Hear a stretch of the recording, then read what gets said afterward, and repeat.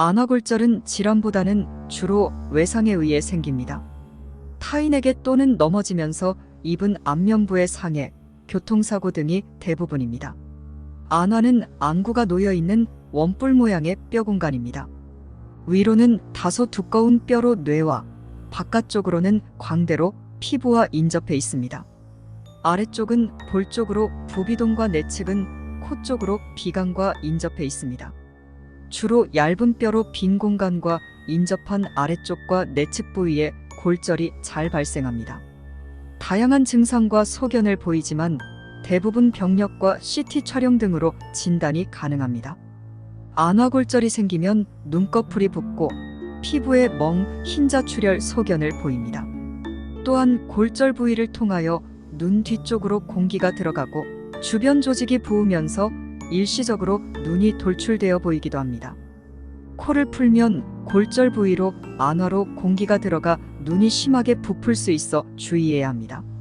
치료 없이 시간이 지나면서 저절로 눈이 꺼지는 안구 함몰이 발생할 수도 있습니다. 금이 가는 작은 골절부터 주변 손상이 동반되는 큰 골절까지 다양한 골절이 생깁니다. 큰 골절이 생기는 경우에는 눈이 맘대로 안 돌아갈 수도 있습니다. 또한 안화를 지나는 감각신경에 손상이 생겨서 눈꺼풀 아래 얼굴에 감각 이상이 생기기도 하고, 코 쪽의 골절로 비강점막이 손상이 있다면 코피가 오래 나기도 합니다. 물론 가장 중요한 것은 안구 자체의 손상이 흔히 생길 수 있다는 점입니다. 안구 주변의 근육, 시신경의 손상이나 망막, 전방출혈 등이 동반될 수 있으니 반드시 안과의사의 진료를 받으셔야 합니다. 진료 후 합병증이 없는 경한 골절은 저절로 뼈가 아물어서 안정가료만 필요합니다. 하지만 복시, 안구운동 장애와 안구암몰, 시감각 이상이 있다면 수술이 필요할 수 있습니다. 골절 부위로 근육이나 주위 조직이 끼어서 안구운동 장애와 복시가 있다면 되도록 빨리 1-2주 내에 수술을 해야 합니다. 이 경우에 한두 달 이상 지나면 조직과 근육이 유착돼 버려서 수술도 어렵고 수술 후 완전 회복이 되지 않을 수 있습니다.